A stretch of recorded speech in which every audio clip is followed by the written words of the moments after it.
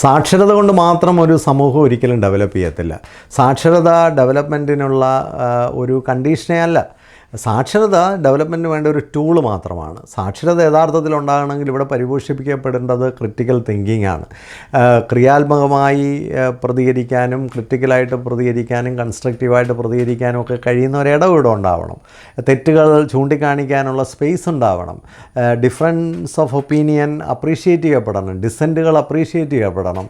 അങ്ങനെയുള്ളൊരു സമൂഹത്തിലാണ് തിരുത്തലുകൾ ഉണ്ടാകുന്നത്. തിരുത്തലുകളാണ് ഡെവലപ്മെൻറ്റിലേക്ക് നയിക്കേണ്ടത്.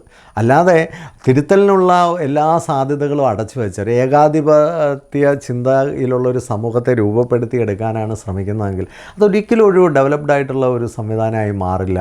അതുകൊണ്ട് സാക്ഷരത പലപ്പോഴും സ്വാർത്ഥതയായി മാറുകയും അല്ലെങ്കിൽ ഗ്രീഡായി മാറുകയും ഒക്കെ ചെയ്ത് ചൂഷണം ചെയ്യപ്പെടുന്ന ഒരു സമൂഹമായിട്ട് മാറാനാണ് സാക്ഷരത ഉപയോഗിക്കുന്നതെങ്കിൽ അതൊരു ഡെവലപ്മെൻറ്റിലേക്ക് ഒരു സമൂഹത്തെ നയിക്കില്ല. കൂടുതലായിട്ട് ചോദ്യം ചെയ്യപ്പെടുന്ന ഒരു സ്പേസ് സമൂഹത്തിലുണ്ടെങ്കിൽ ആ ചോദ്യം ചെയ്യപ്പെടലിലൂടെ ആണ്, ആ ഒരു പ്രക്രിയയിലൂടെയാണ് ഒരു സമൂഹം ഡെവലപ്പ് ചെയ്യുന്നത്.